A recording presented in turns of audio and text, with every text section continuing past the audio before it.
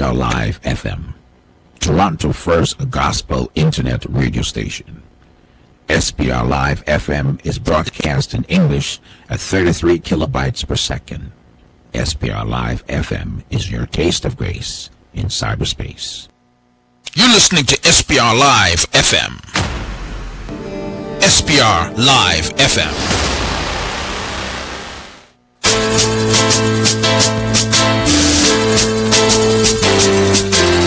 Thank you for tuning in to Rebuilding the Black Family with Pastor Carl Lewis and myself, Clement Humphrey. Rebuilding the Black Family is dedicated to discussing principles essential to building strong, productive, and successful families. Please join the conversation by liking, following, and sharing us from our Facebook page, and that's facebook.com/Foundation for Life Church and facebook.com/SPR Live FM. Now, let's join Pastor Carl and me, Clement Humphrey.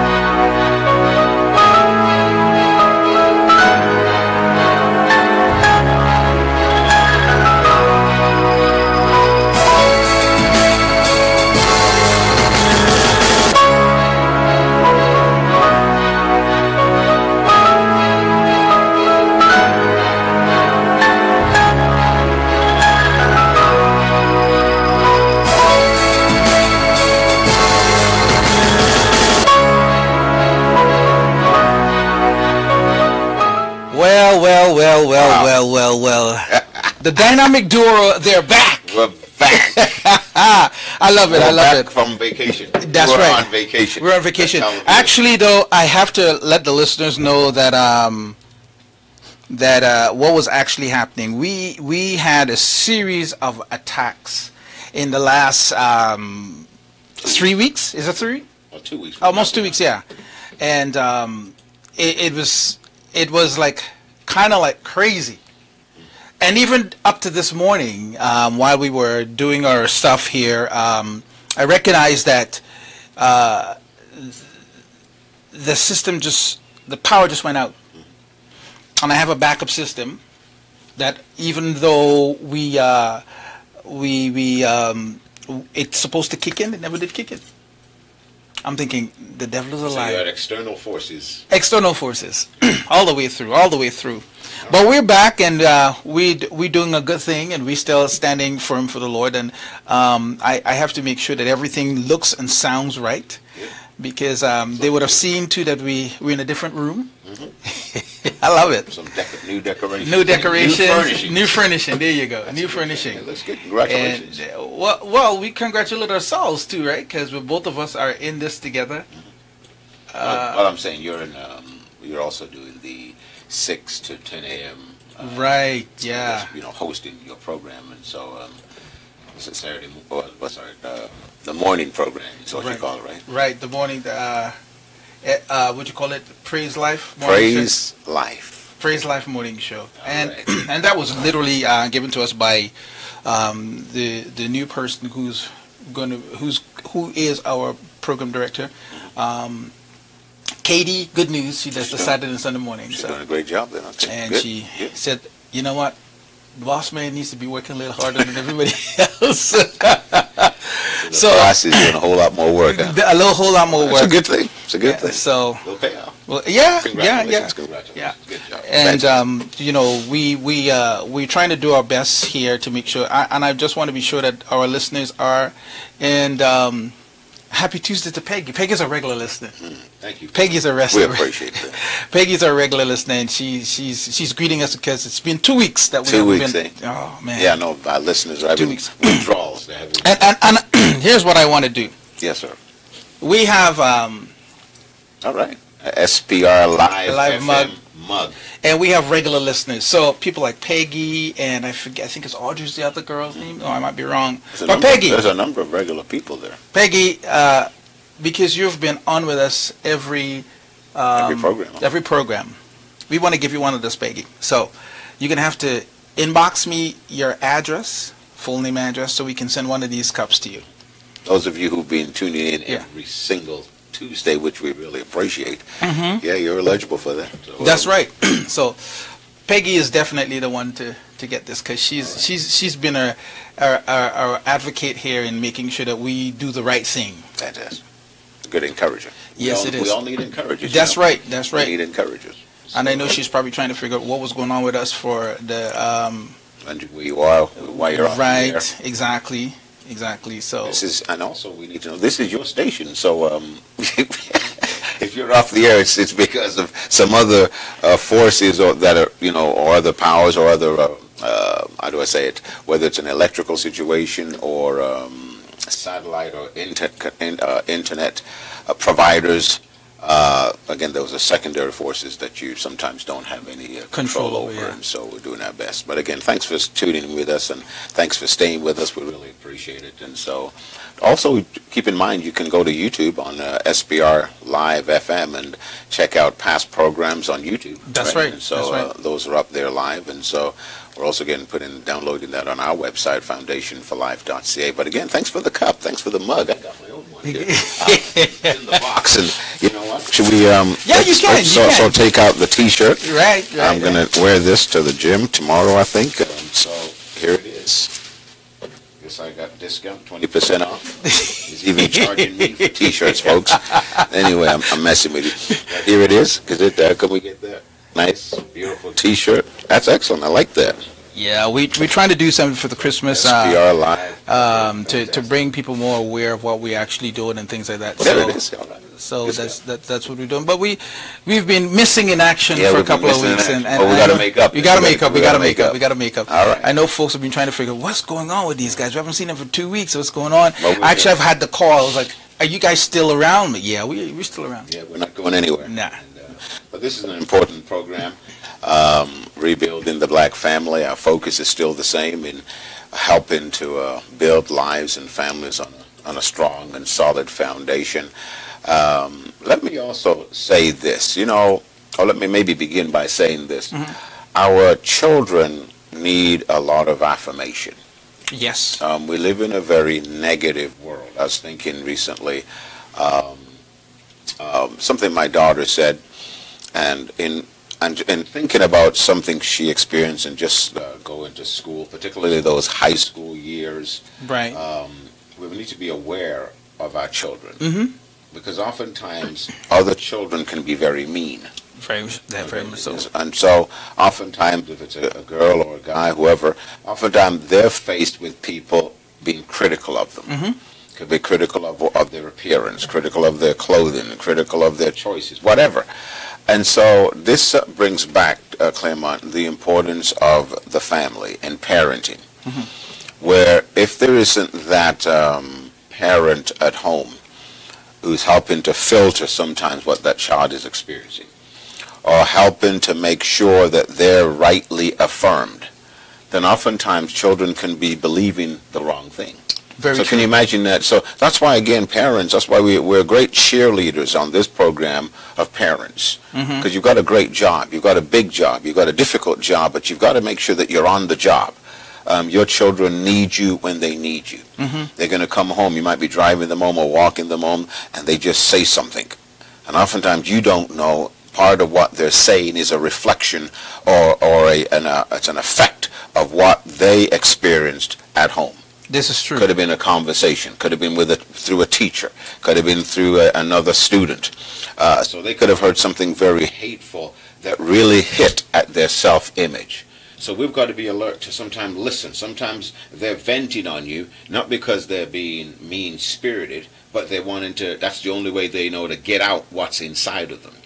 And so we need to be listening to them. We need to be hearing their hearts, and so that we can supply the necessary affirmation. the necessary instruction, the necessary guidance. Sometimes they just need a listening ear to know that someone loves them enough to hear them. Let me also say this, if you don't mind. I'm kind of clicking in and out. I don't know if it's me or whatever. But let me say this.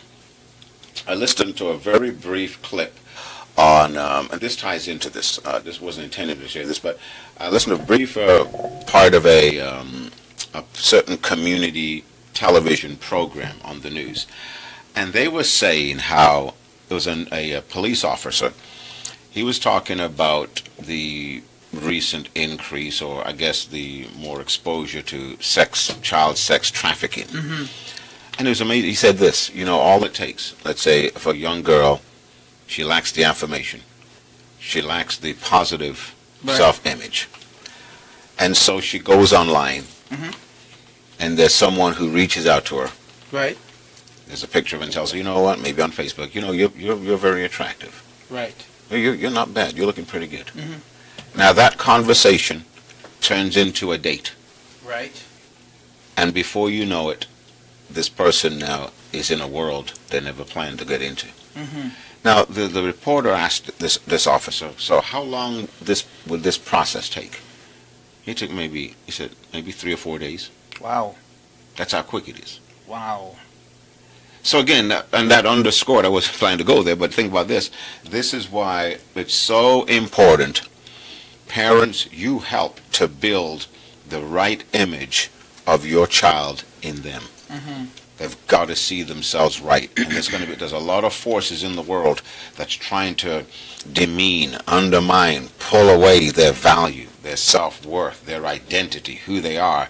And you must be constantly feeding them the right image of themselves so they think right about themselves and that they're strong enough to dispel the wrong images that will come at them.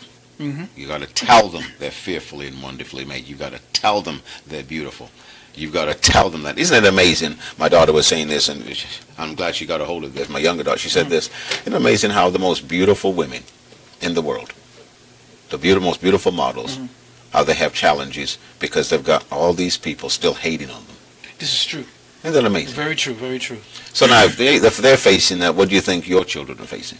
The interesting thing is just talk about the most beautiful women in the world, or especially when you look at these the Miss Universe that went by the other day. The challenges of people still hating on them. Not only that, too, even though they've been told how beautiful they are, there's something inside of them that is constantly challenging them. Are they really truly beautiful? Yeah, see that. Because I try to remember the name of it. As you said that, just came to mind. One of these Miss Universe or Miss World, I don't remember which one it was having a serious problem with, is it bulimia?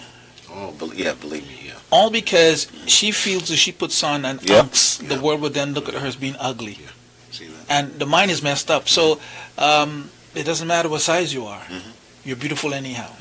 And you're rightfully so. You have to tell your children, affirm them every day if possible. Yeah, you've got to constantly. And you've got to let them know they've got to get to the place where they're comfortable in their own skin. You've got to be comfortable in your own skin. You've got to come to the place where you know what you look like. You know what you want to look like. You're teaching them to come to that place, and that takes time. It's a process where they'll get comfortable in their style. We all have a different style. Correct. And so the way they will fix their hair, the way their makeup, their clothing, whatever. So they've got to be comfortable in their own skin and accept themselves for who they are.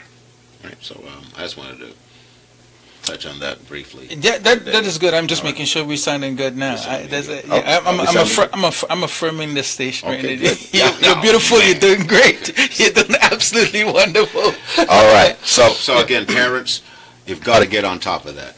You've got to speak to them. You're the encourager. You've got to speak into their lives. Your words are seeds that's going into their spirits, into their soul, into their mind.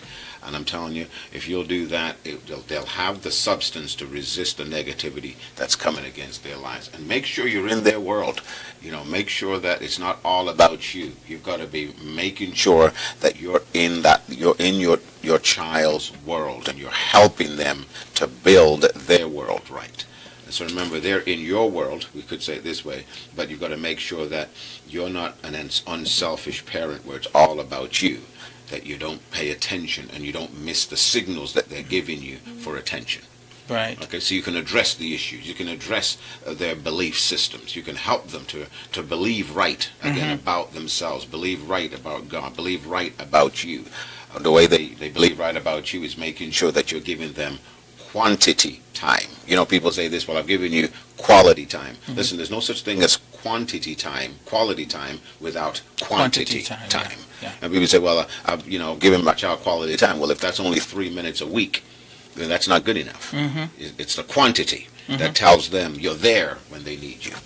And so that's really important. I don't know how much you know about this, but in right now they've been trying to do many different things in my home country, Guyana, where a lot of the young people are killing themselves. Sure, yeah. For what purpose? Various things. Like, for example, they're saying right now that we're third on the list for high suicide rates.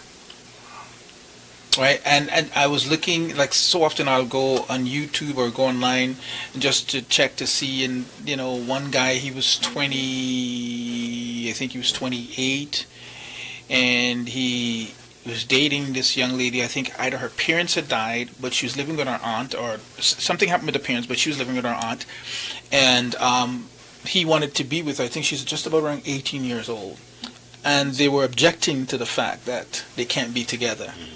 So she escaped out of the house one night, and by the morning they're looking for her. They went to his home, see him hanging from the rafters, and she's dead on the floor. Oh my goodness. Joint suicide. And that's a regular thing that is happening. And so they have this Hope is Rising thing that is going on in Guyana right now to bring awareness to the high rate of suicide. I don't exactly remember. I don't know if they're doing that. What's the name of it? They also drink this poison that kills them within seconds, right? And again. So can you see then, though, all of that? That's so heartbreaking just hearing that, because I didn't know about that. Yeah. Going on in Ghana, the first time I'm hearing that. But can you? Sometimes we have to be able to appreciate the level of hopelessness that people can get to. Very and true. That's why what we're saying here, I think it's very important. We didn't plan to get into parenting, suppose, right now. But the thing is this, with our young people, is making sure we don't lose their heart. It doesn't matter. They could be going on. They could be doing stuff that's questionable, that you maybe it's not the best for them at this time. But the thing is this: you've got to make that connection and maintain that connection with them, so they'll come to you with the deepest hurts of their hearts, with the strongest, more challenging questions that they're facing at this time. They need your ears. And so if you, sometimes we're looking at external behavior to be correct, and that's all we're monitoring, instead of making sure we don't lose the connection of their heart.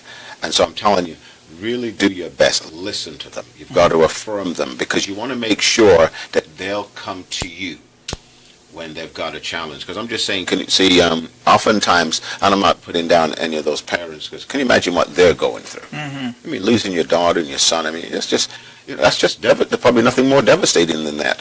But that's why I think it's so important. We're going to do whatever it takes. Don't lose the heart of your children, your girls, your son, your daughter, your son.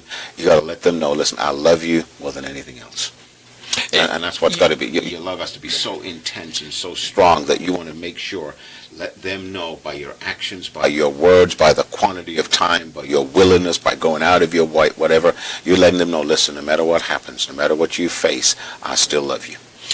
There was a case that happened recently. I think I'm not sure if it's where in Canada it happened, with the father complaining of the fact that he had gone to the school on several occasions based on the fact that his son was being bullied, and the son ended up taking his life. He's just about 16, 17 years old. Because you have a parent that will go to almost to the ends of the word, so it seems, the ends of the earth, to make sure that they're okay. And yet, this child still took his own life.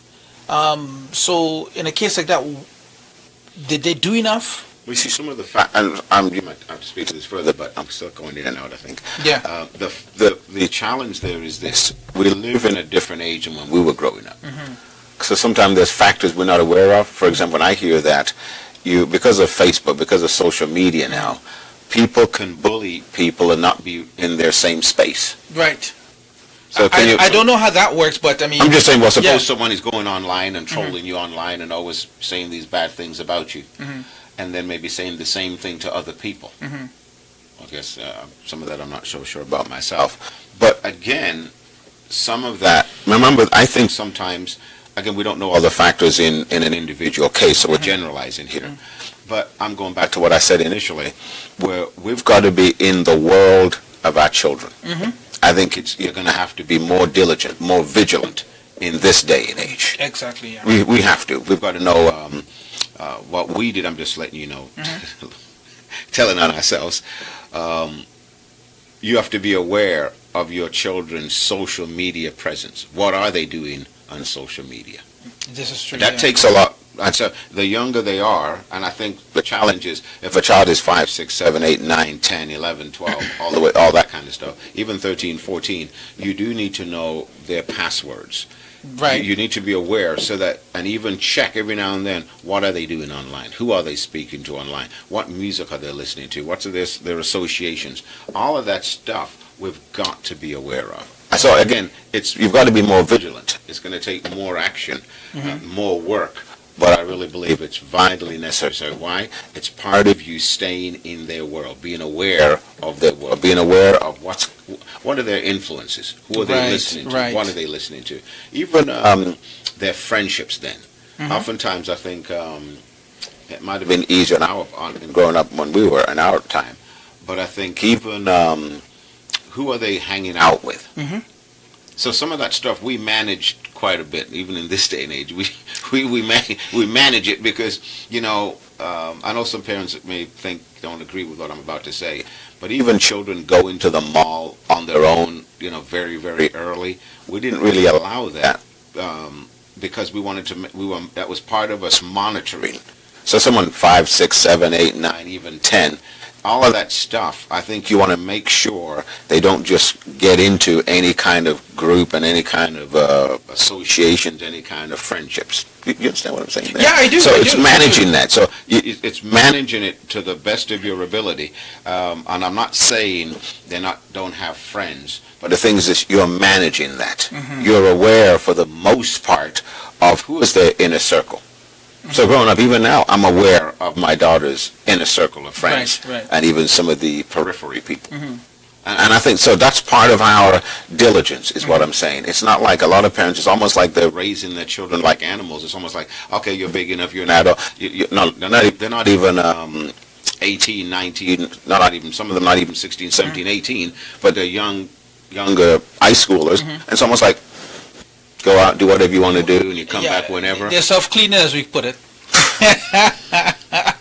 They're self-cleaning, so because they're self-cleaning now, you're self-cleaning, so you can handle your business.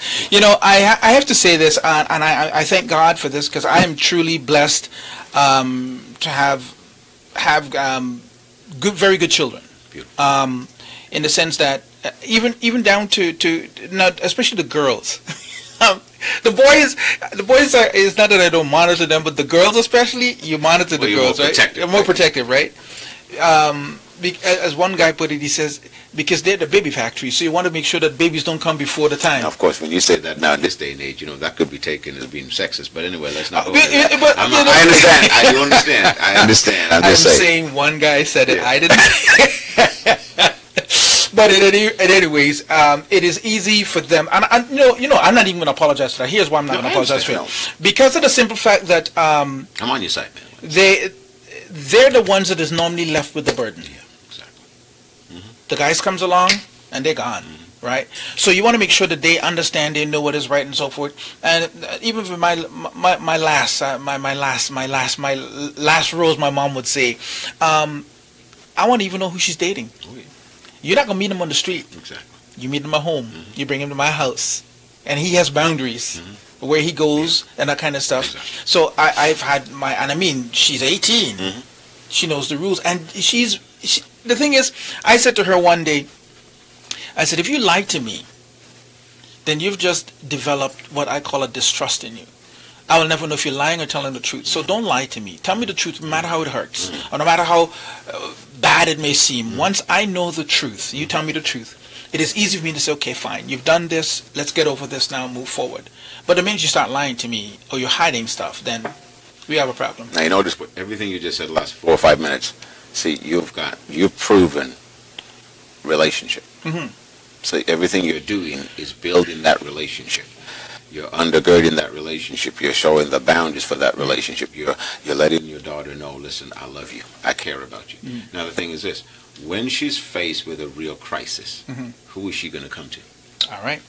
She's coming to me. You see that? Now, I'm not saying they're not exceptions, but what I'm saying is oftentimes our young people haven't had that quality of relationship with their parents, with their guardians, with those significant individuals, authority figures in their lives. And so when there's a crisis of identity that hits them, then oftentimes they don't know who to go to. Right. And oftentimes it can be the wrong person. And so oftentimes in that time of deep depression, if you will, or that real challenge, they've not had that comfort, that help, that encouragement that they need from the right person. Right, to help them. Because oftentimes what happens in despair, in depression, in discouragement, what's happened? Well, hopelessness comes in as, how do I get out of this? Right? And so I'm just saying these relationships we have with our young people, it doesn't even have to be your own child, but that young people need the connection of their guardians, of those adults, of those who are wiser and older, who love them. And that's the big thing, who they really know, love, and care about them. And that's what this is about. And so that's what you were proving right there. Yeah, I one of the things that I told my daughter too as well, and she has some friends, and amazing enough, she brings them to me. You got to come talk to my dad. I said, you think I'm that great? You think I'm that great? You got to come talk to my dad. That's And she'll sit on one side and she's watching them, she's watching me, she's watching them, she's watching me, and they're like glued to what I'm saying. I'm pretty much, as you know, I've always been, I'm very transparent when it comes to them. Hey, this is my mistakes that I made. It don't work.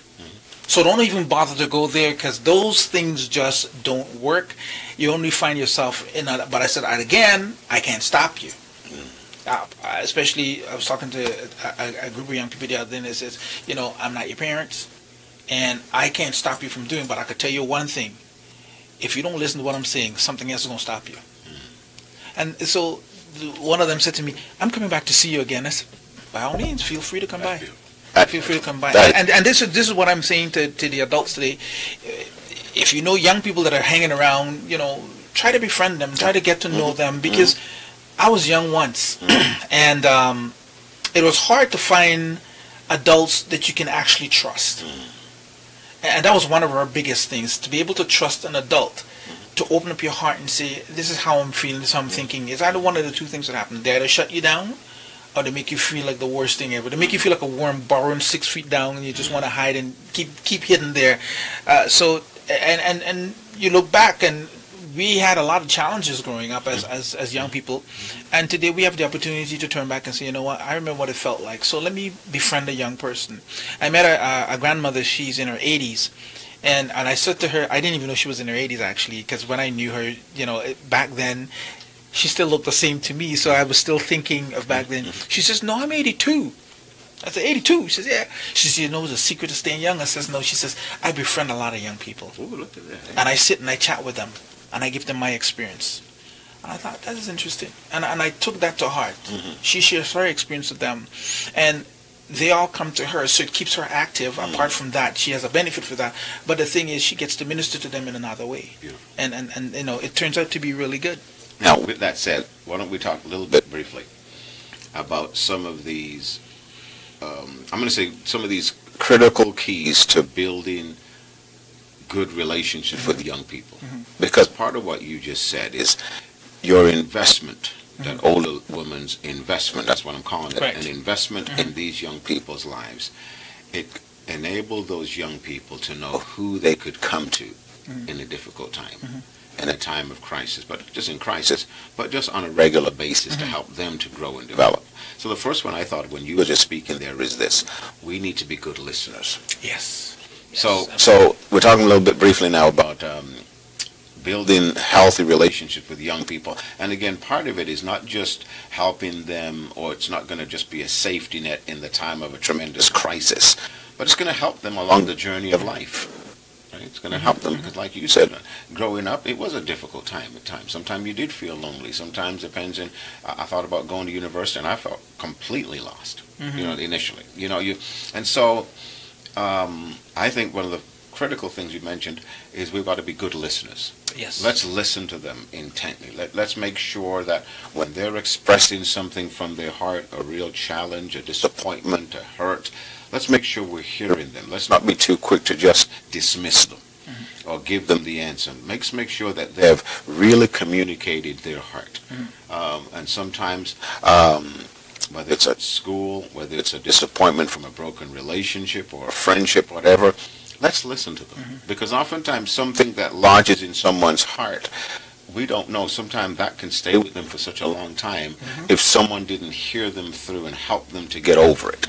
And so, is there anything you want to add as far as listening? That's the first one, the first takeaway I'm going to mention. You're absolutely correct. Listen is the most important thing because, you can be hearing a person speak, but you're not paying attention. Exactly. So listen is a key factor because, you may, back then we used to have this statement, you could be seen, but not heard. Yeah, I got you. Yeah. Right? Yeah. So if you're young, what do you know about? Yeah, it's dismissive. Yeah. What do you know about? You're too young to understand this. What do you mean I'm too young to understand? Today, my 18-year-old can tell me stuff that I'm thinking, what's that? So definitely they're not too young. And when she was about 13, 14, she was very articulate. She was able to tell me and express herself in a very plain manner, not rude or disrespectful, but just express herself and said, this is how I feel, is what I'm thinking. And I'm looking at her thinking, but she's only 14. And I remember when I was 14, I tried to speak like that, and my parents would probably club me over the head and say, shut up, boy, what are you talking about? So, but today, it is part, as you said, the key factor is listening. And then the second thing there is always being there for them. No matter what it costs, always be there for them. There's a young man that I used to talk to. I think he moved out of the city actually. And I said to him, it doesn't matter what time of the night you want to chat with me, call me. You're only saying that. I said, I'm absolutely sure. He said, no, all you adults say the same thing, and then when the time comes, you're not there. I said, absolutely, I'm saying to you, if you need to speak to me, do not be afraid to call me. Here's my cell number, you call me anytime. So I remember one night, it was just about around 11 o'clock. I wasn't in bed yet. And I think he was just testing me. So he called. I said, hey, what's up? You okay? He said, yeah, I'm just calling to say hi. So how you doing? I said, you sure everything is okay? Yeah, I just needed to check in. And I thought to myself, now he's just testing me. He's testing to see if I'm going to be there. I said, you want me to come out and meet you? He said, no, it's okay. I said, you sure? So we talked for about a good 45 minutes. And he was telling me some stuff that he was doing. But finally, he told me he was moving out of town. I think he went either to Windsor or something like that. And I haven't heard from him since. But for me, he just wanted to be sure if I'm going to be there. I know one of these good days I'm going to hear from him. Because right now he should be around 20, 21. Because he's just about the same age as my youngest son. So, but he called me and I thought to myself, he's testing me to see if I'm going to be there for him. And because I said, I'll be there for you. And that's the thing. We as adults make promises that we don't ever keep when the time comes. If I make you a promise that I'm going to be there, it doesn't matter what I'm doing. I'll drop what I'm doing to be there because I know the crisis you're in. I know when to say that too. That's good. I don't say that to everybody that I'm going to be there because some cases I don't need to be there, especially if it's an adult. You need to work things out for yourself. But for a teenager, a child, or a young person who you know that is going through some form of crisis, you're listening to them and you understand their pain in their hearts, and then you say, I'm going to be there for you. Anytime you need me, you come. You call me. Now, there's a couple of things you said. Just repeat some things. So, we said, number one, listen. So we need to make sure we're listening to them. Then you said, be there for them. So I like that. Another one in listening to you carefully, I thought about is respect. So we need to show respect. Oftentimes, we're looking at respect as a one-way street, which is what the young person respecting us. We need to show respect to them too, because the thing is this: when and part of the respect we show is when we are listening to them. Because when we're respecting, we're valuing what they have to say. So we're showing a certain respect, right? If we're not listening, oftentimes, like you said very well, we're dismissing them. Yeah. What do you have to say? Instead of listening to them, which means sometimes there is an area of learning that we can gain by listening to them. So number one, listen. Number two, be there for them. Number three, let's show them respect. And number four, just something you just said, do what you say. Yes. So Keep your word. Keep your word. Keep your promise. Keep your word. Follow through and do what you say, because all that, you're building trust. Right? So all of those things, you're building trust. Again, why is a young person going to come to you if they don't trust you? Right. Exactly. And so oftentimes where there's the absence of these things, we wonder why a young person might make a wrong decision, might make a deathly wrong decision. Well, oftentimes they don't feel there's anyone who would talk to them. No one who would believe them. Exactly. And so let's say, remember that a lot of times, sometimes people have said this: someone has been abused, a young person's been abused, and they don't go to anyone. Yes. And you wonder why. Why? Well, if they feel, well, my own parents, they won't listen to me, they won't believe me, they're not there for me, they have no respect for me, they don't do what they say. We could say you've got no credit with that child. That child has no credit with you. You see that? They have no confidence, no trust. And so oftentimes we've been, and let's not make light of different things, but I'm telling you, it's so important that we take the time to build that relationship. Absolutely. And it means, notice you said you not only made yourself available, but of course with your own children, you're talking to them. Yes. You're making time for them. You don't let a certain amount of time go by before you communicate with them. You stop whatever's going on in your world to make sure that they know that you're in their world and you care about them. So all this is some action, right? This is some energy. Yeah. Right? Yeah. I know, I don't remember who, I want to say, by the way, hello to Deborah Valentine, she says, I'm tired, but I'm listening. I like that. You know what? You guys encouraging. You guys are very encouraging. I'm tired, but I'm listening. And to Razin Ali, all right. Yeah, thank you for locking in. I know, and there's Clive Walters and Kerry Williams that are just locked into. Want to say thank you guys for locking in. Thanks. That might be. I don't know if that's a Pastor Clive Williams. If that's Clive Walters actually. Walters. I said what? No, Clive Walters and Kerry C. Williams. There was a Clive Walters that I know. Yeah, I know Clive Walters too. It's the same Clive. In. We appreciate it. Yeah, the same Clive Walters. It was the same Clive Walters pastor. I think so. Yes. That's my wife's cousin. Oh, small world. Very small world. Fantastic. Clive Williams. Yes. But again, thanks everyone for tuning in. We really appreciate it. We can't call all your names, but we really appreciate you tuning in and also passing the word on regarding rebuilding the black family. But anyway, you're saying. Yeah, somebody was asking me the question, are you guys going to finish off the conversation about the women part? Oh, I thought we did. And I said, didn't we finish it? Well, you left the last time you left certain things hanging. And I stopped by and said we did leave some things hanging. We did. In terms of what a woman ought to be doing from her part as a woman, in the sense that in how she responds to her husband. All right. And since you're asking for it. And her well, it was a question that was asked to me after we missed 2 weeks if we're going to continue. Okay. And I said because most of we elaborated on the men. Yeah, we did. We took a lot of time on the men. On the men. And go ahead. I'm sorry. We did that for a purpose though, because men are known to be the head of the home. And the head of the home have a little bit more responsibility. Not that the woman is insignificant because she's part of the team.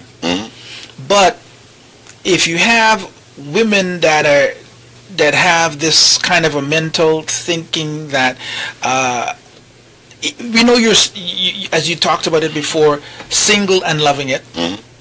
But the women still have to understand that they still have a responsibility of showing the thing called respect. Mm-hmm. Well, let me say this then. Let's go back actually real quick to about 20 minutes. Yeah. The thing is this, since you're asking for it, ladies, now we spent a lot of time, we spent weeks, in fact, on the husband's responsibility in marriage. And the premise for that is this, and we talked about it based on God's word, is that we weren't looking at the man as a dictator. We spent a lot, because men are going to ultimately be responsible, think about this now, for the condition of their home, for the lives of their children, if you will, up to a certain point. Because God put man, the husband, as the head of the home. That's just the way it is. That's the way he designed it. And so I know many pastors, many leaders, we shied away from that in this present generation because we're afraid and we're thinking, well, it's not being equal. The thing is this, it's not, and we said this, when God said a husband is responsible. Let me prove it to you. When Eve ate of the apple, who did God go to first? Adam. Where is Adam? Yes. Adam, where are you? Now, was he saying, think about this now, that Eve, his wife, was inferior to Adam? No. Was he saying, well, she's less intelligent, less ability? No. It was a matter of responsibility. He had the authority of this planet, and God went to him and held him responsible. We spent a lot of time on men because of this. I really believe most men really don't know who they are. Most men are not secure in who they are. We've had a lot of help being beaten down. Most men don't know the authority they possess and the results of that authority, what they can do in helping their children become all they can be, helping their wives to become what they're supposed to be. I'm telling you, when we get this right and men really take their place, remember, if you don't know your authority, you can abuse it. So many men not knowing who they are, and sometimes they're so weak in spirit that the only way they feel strong is by oppressing another person. And oftentimes, unfortunately, that's their wife or their children. But if they realize God's given them a lot of authority to use very constructively and positively to build other people up, to build up their families, and that's why we took a lot of time. So some of you might have to go back and tune into what we shared to get the information. Week after week. Now, in light of that, we started a couple weeks ago, we said talked about the wife's responsibility, and we said this, correct me if I'm wrong, but I know we said this, that we focused a lot on this. One of the number one things women need to get a hold of is understanding respect. Yes. And we said this, the number one need, and we said this in a number of scriptures, that the husband needs in marriage. I said your husband needs, not another man, but your husband. If you're married, that your husband needs respect. Now, I didn't say, listen to me, I didn't say he wants it.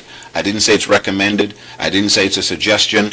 Your husband needs respect. And that respect, the word respect means reverence. It means a certain, so I said reverence, respect, but also the word submission. I know it's a word that we don't like to use, but it's in the New Testament, all over. Submit. But see, it's because we don't understand submission. Oftentimes we shy away from something when we don't understand it. Now, I teach it, the way we teach it is this way. The Bible never tells a man to make his wife submit. No. Think about that. It always says, wives, submit yourselves. The Apostle Paul said that. Peter says that. I think James says it. Jesus, so it's all throughout the scriptures now. Think about this now. So it says now, wives, submit yourself to your own husbands. Now that's part of the respect. And it doesn't say submit to be his doormat. Submit to be abused. It doesn't say any of that. It says submit to help the leadership of that home go in the right direction. So if you don't have that settled between you and your husband, then you're fighting. There's not that unity that you need. And so when there's a submission, you could be even more smarter than your husband. You could be more intelligent than your husband. But as far as recognizing his leadership, his God-given right to lead that family, then you're saying, you know what? I'm going to allow you to lead this home. So think about that. So now what I need to say is this. Submission, and we have to say it all the time, every time I teach on leadership and submission. Submission isn't submission unless it's voluntary. So please keep that in mind. So submission isn't someone making you submit. So that's why I don't tell my wife to submit to me. I don't tell her that. That's not my job. That's for her to find that hear the word of God as a Christian woman and do it as to the Lord. Then it creates great unity. Now I'm supposed to, as a just like the same token, as a husband, God wants me to lead in a way that will help my family. Notice that God's instruction to the husband is what?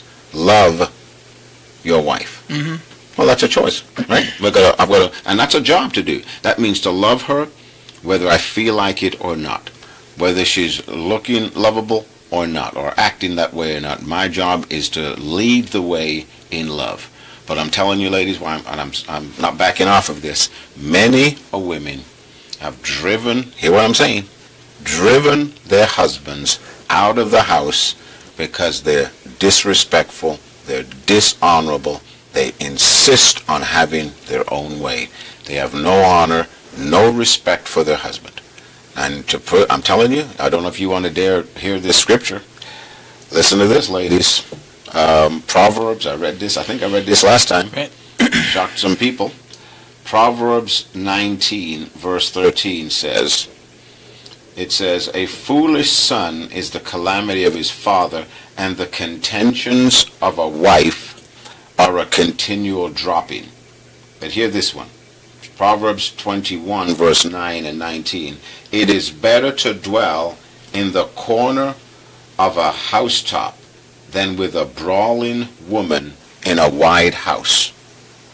You hear what that says? This was very true, yeah? Look at that. It's better to dwell in the corner of the housetop now. So he's not in the house, he's on the housetop. He's outside. He's on the veranda, Yeah. on the outside, on the top, right? Than with a brawling woman in a wide house. In other words, a man will give up all the space just to be out. Just to have some space on his own, some peace. Think about that, folks. I know we don't want to hear that, but it's there. But look at this one. Listen to this. Proverbs 21:19. It is better to dwell in the wilderness. Listen now. Than with a contentious and an angry woman. Do you hear that? Can I say that again? Yeah. It is better to dwell in the wilderness. In the what? Wilderness. In a desert. Who wants to live in a desert? But this man, listen.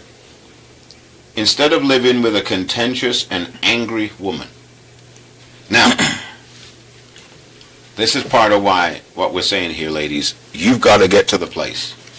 We're not talking about tolerating abuse. We're not talking about tolerating about a man who's beating on you and abusing you. We're not talking about none of that. And we talked a lot about that quite extensively in weeks and months past. But we're saying this: if you've got a husband and he's just half decent at all, anything good about him at all, he's pretty decent, you need to make sure what you're bringing to that relationship, one of the number one things you've got to work on and make sure you develop real well, is your respect for him. And a big thing is this: if you're a woman who has to have your way, then you're not right.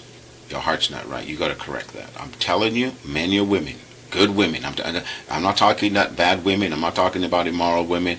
But men or women, there's something about them. They refuse to listen to anyone. Remember we talked about that saying, and that ungodly saying? Ungodly. Yeah. Listen to me, and I'm calling an ungodly saying, which says, are you saying, Carl, you're getting a little bit more passionate about it? Yeah, I am. Listen. Because listen to me. Where if mama don't have her way, nobody's happy. What's that other one? A happy wife makes a happy life. Now let me tell you, I used to think about that. I said, that didn't sound bad. But those are two of the most ungodly. Hear me, folks. I know it's not so used to what you're used to hearing. It's one of the most ungodly sayings ever. Ungodly. And it must be spawned by the devil. Because listen to me, what it's saying is this. Is that if you're that kind of woman, that if you don't have your way, think about that. That nobody's going to have their way. Exactly. The last time I checked that scripturally, that's pride, that's arrogance, and the Bible says God resists the proud, but he gives grace to the humble. Which means if you're that way, then God's resisting you. You're not going to have much grace, much favor operating in your life and in your home because you're a woman. You won't even listen to your husband. You're not listening because as long as it's your way. Well, the fact is this. You've got, listen, again, nothing to do with your intelligence, nothing to do with your ability. You can be smart and brighter, but in that home, in that marriage relationship, God's saying now, will you respect him as the leader of that home and family? Now, any good man, any intelligent man is going to receive the counsel of his wife. My wife is a very intelligent woman. My wife is a strong woman. And I'm using that in a good way. She's a strong woman. She's not intimidated. She knows who she is. She's a strong, very intelligent woman. She's very industrious, very creative, works very well. The thing is this, though. So we're not demeaning that. I'm emphasizing some things for a reason. But when it comes to the marriage relationship, ladies, you're going to have to be willing to say, you know what? He's the man of the home. He's the leader of this family. And I'm going to allow him to lead this family the way he needs to. You see that? Now, any good man is going to say, you know, honey, this is what I'd like to do. It's like... What do you think? What do you think? Yeah. And I'll get this now. See, because if God said the woman was the leader, then so be it. But God said, no, the man is the head of the home, and you need to work with that. And that's why many times people say, well, why do families fail? Why do people fail financially? Why do the children go awry? Oftentimes, think about children. Hear this now, ladies. I know ladies love their children. But if all they hear is you never agree with your husband. You're always angry, always fighting him. Now think about this. Because some women, they have no respect about them. It's so bad, they don't care who hears. Yes. I don't think, I don't have that because in public, my wife has never said anything disagreement with other people around. You know, we keep that inside. Yes. You see what I'm trying to say? Well, she has enough respect for me and respect for people not exposing that. Well, children? What about children?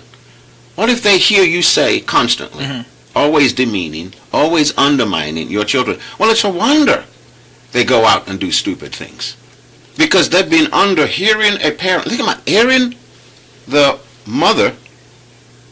the wife of their father speaks so bad about him.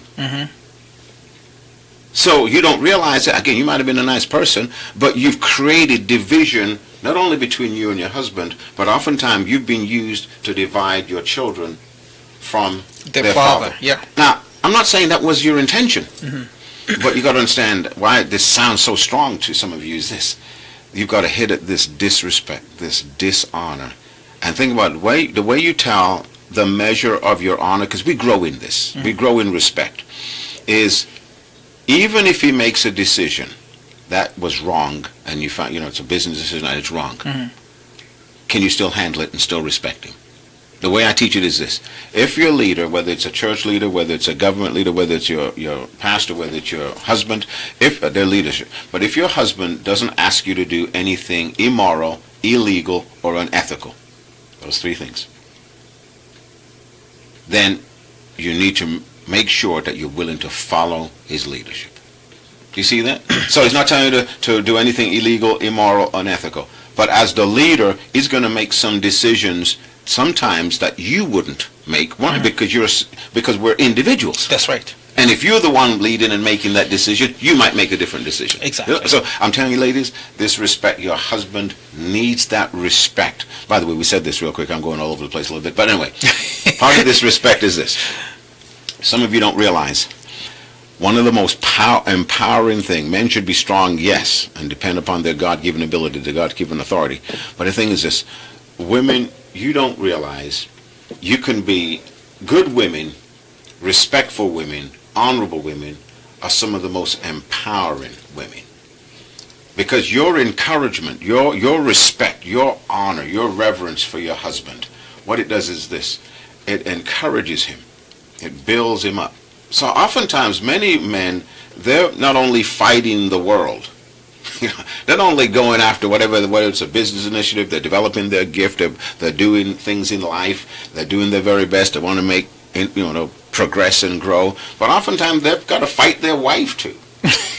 See what I'm saying? And I know it sounds funny, but I'm not. I'm really serious. Yeah. So what I'm trying to say is this: they're fighting, right? They're not only fighting the world, but they're fighting the very one who's joined to them. They're one with them. Yeah. Well, that's not God's intention. So I'm just trying to encourage you. Listen, let me tell you, any good man, he's not looking to get off on abusing and oppressing his wife. He's not looking for power over his wife. He's not. He just wants to walk in that area of leadership, but he can't do it without his wife's cooperation. If I can jump in here very quickly, because we just got about 5 minutes left. You started it. But no, it's okay. That's okay. But here's the thing, though. Not all of these, and I'm going to use this word, controlling women are boisterous and vicious. Oh, no. Right? I know where you're going to go. Go ahead, man. I got it. They're very subtle. Oh, yeah, I got you. That's another time. We call that, keep going. There's a word I'm looking for. Yeah, they're very subtle in how they do things publicly. Passive-aggressive. Yes. That's the word. Yeah. Passive-aggressive. Very quietly, publicly, and everybody's seeing it, or even at homes. And everybody's seeing it too, and they think it's not being seen, and then they come to you, but I didn't say that, I didn't do. Oh, well, your actions are very clear. You know, when hubby says, we're going here together, and he says, I'll see you later, and you gone somewhere else. You know, and one friend put it this way to me. Sometimes some wives behave like little children in playing in the sandbox. If they don't get the way to pick up the toys of the sandbox, and they're gone, says, see you later, but we were just playing.